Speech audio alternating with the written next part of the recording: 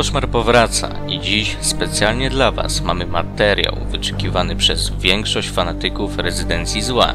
Bierzemy pod lupę najbardziej znanego przeciwnika w uniwersum Resident Evil i odpowiemy, kim lub czym tak naprawdę był Nemesis. Zachęcamy do łapki w górę oraz śmiało, bez krępacji, podzielcie się z nami swoją opinią.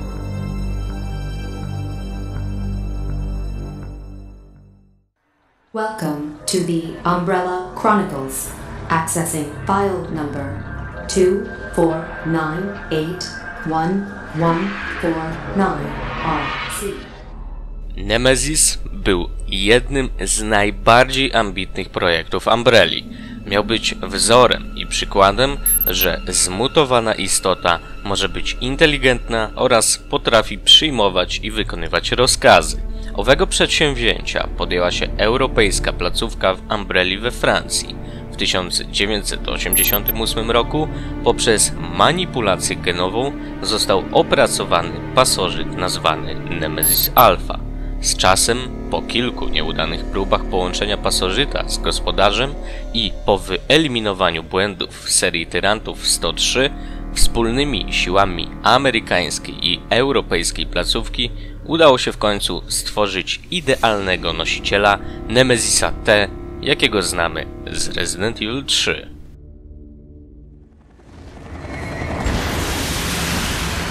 Oprócz wysokiej inteligencji cechował się natychmiastową regeneracją obrażeń, lecz był podatny na gwałtowne mutacje w przypadku odniesienia poważnych ran. Jak na swój wzrost był silny, ale i szybki. W normalnej formie przed mutacjami potrafił posługiwać się bronią palną, a nawet używać swojego organizmu jako oręż. Za pomocą żył mógł sparaliżować czy zarazić ofiarę wirusem lub nawet zabić.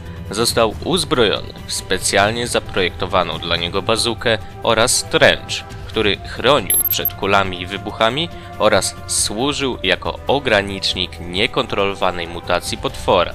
Aby Parasol był w stanie sterować stworem i nie utracić nad nim kontroli, został wszczepiony w organizm pasożyta Nemesis specjalny inhibitor. Raccoon City was a town under the thumb of Umbrella. The virus washed over the city like a tidal wave, and in its wake left a living hell filled with ungodly creatures. Umbrella, under the guise of helping the hapless citizen, sent in their private military, the UBCS security force.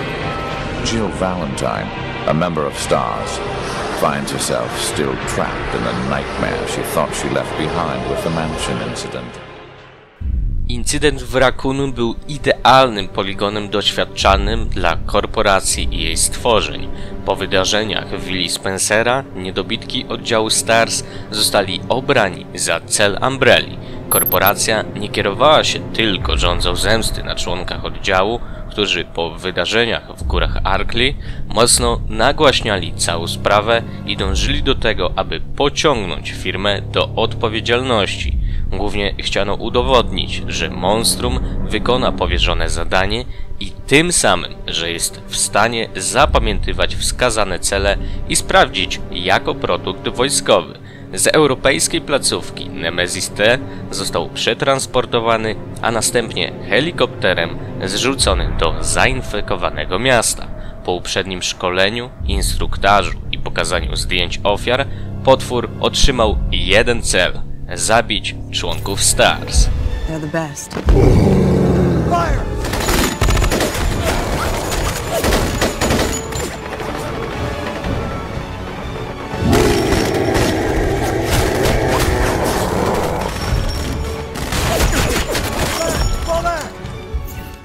Listen, he's coming for us. We're both gonna die. What are you saying? You'll see.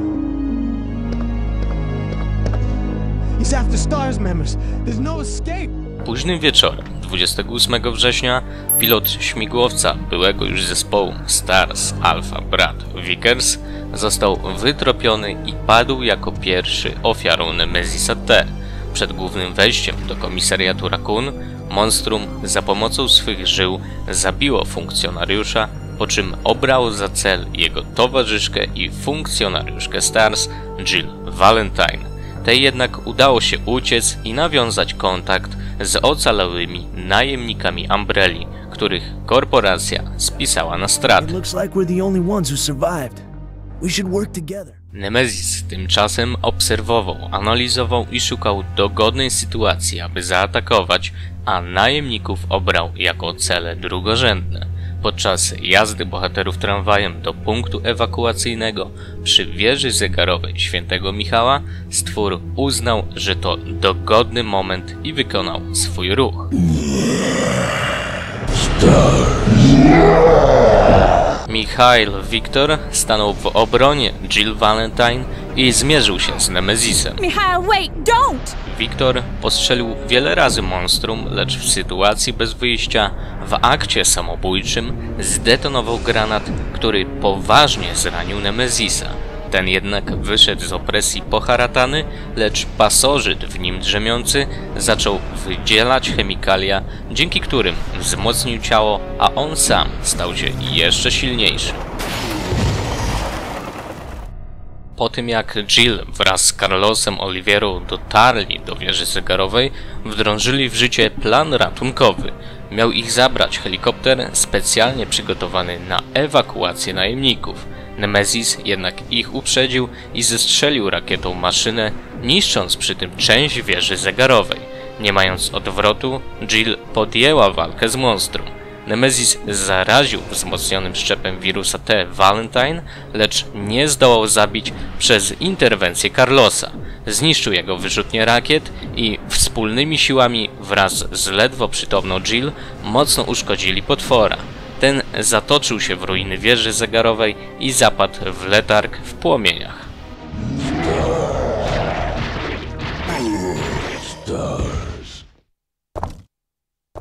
Carlos!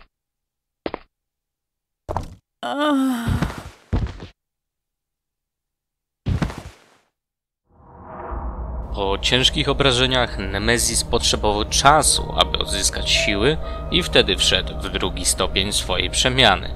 Pasożyt wydziela wtedy specjalną wydzielinę, która przyspiesza gojenie ran, lecz upośledza układ regeneracyjny. Im częściej to się zdarza, tym bardziej Nemezis zmienia swój wygląd i coraz mniej przypomina ludzką formę. Widoczny jest jego wzrost oraz jego żyły są rozluźnione i bardziej swobodne. W odróżnieniu od tyrantów, Nemezis po takiej przemianie nie wpada w szał. Dzięki temu bohaterowie zyskali czas, aby Carlos mógł w pobliskim szpitalu zdobyć szczepionkę na wirusa. Spokój nie trwał długo, gdyż Nemezis wybrał za cel owego najemnika.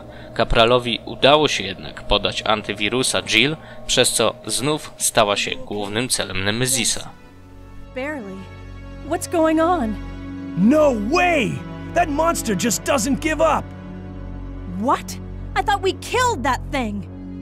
No, it's been waiting for you! He's playing with us. Carlos, do you think that it's unstoppable? No, I don't think so.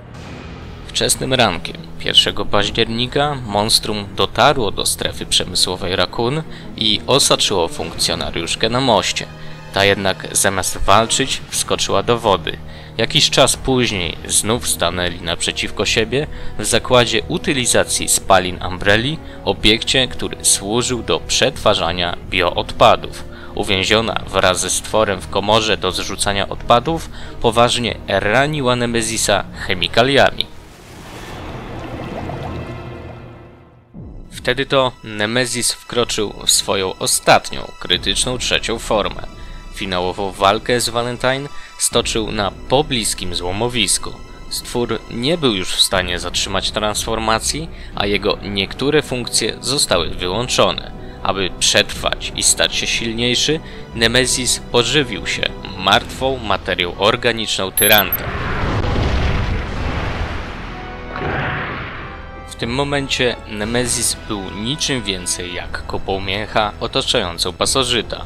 Szybko zachodzące reakcje uformowały ogromne, plączące się żyły, imitujące przy tym utracone kończyny, a na całym ciele tworzyły się bąble zawierające kwaśny związek będący mieszaniną wirusów.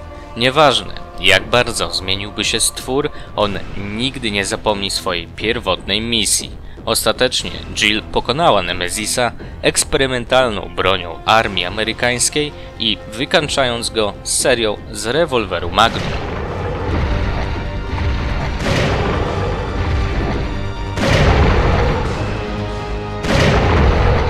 You want stars?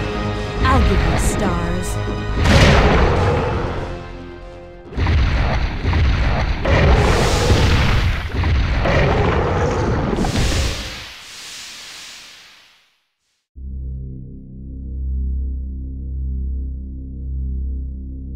Nazwa Nemezis pochodzi od imienia greckiej bogini zemsty, sprawiedliwości i przeznaczenia.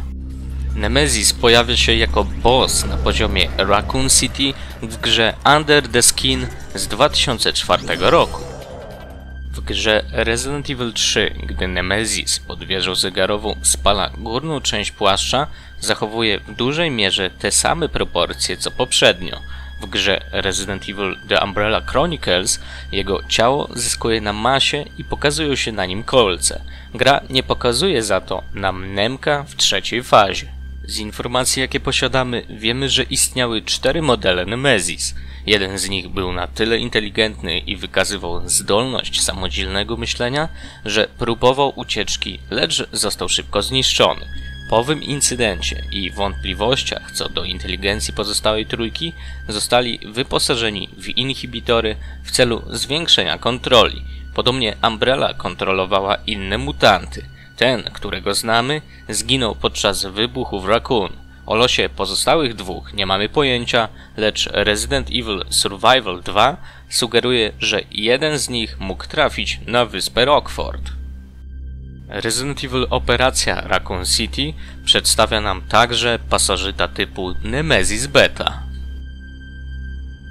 Nemesis pojawił się w serii Marvel vs. Capcom i w trzeciej części był bossem w finale historii Hulk. Zagrać nim możemy za to w Marvel vs. Capcom Infinite. Nowsze części Rezydencji Zła chciały mocno wprowadzić przeciwnika podobnego do Nemezisa. Stało się tak w szóstej części. Ustanek miał jeden cel w swej egzystencji – wytropić syna Alberta Weskera i pojmać. Działał na podobnej zasadzie jak Nemek, lecz różnił się diametralnie. W ekranizacji filmowej Resident Evil Nemezis różnił się od tego z gry pod względem jego stworzenia. Był on wcześniej człowiekiem, posiadał uczucia oraz wspomnienia. Nemezis zapadł w pamięć chyba każdemu, kto ograł przynajmniej raz trzecią część Rezydencji Zła. Jest jednym z tych potworów, który potrafił śnić się po nocach. Jego popularność jest na tyle duża, że nieraz został umieszczany na szczycie rankingów o najbardziej przerażających monstrach w grach. Aż strach pomyśleć, jak Capcom wykreuje monstrum w remake'u trzeciej odsłony. Czy będzie w stanie wystraszyć nowe pokolenia i starych wyjadaczy? Mamy nadzieję, że się o tym przekonamy. Rezydenci, poświęciliśmy ogrom prac, aby przygotować ten materiał. Napiszcie, jak Wam się podobał film oraz polajkujcie, gdyż to bardzo nam pomoże. Może jest coś, o czym nie powiedzieliśmy i chcecie nam przekazać. Dzięki wielkie za oglądanie, zapraszamy do innych filmów na kanale oraz zajrzyjcie na grupę oraz stronę Resident Evil Polska fanpage. Uważajcie jednak, aby za długo nie patrzeć.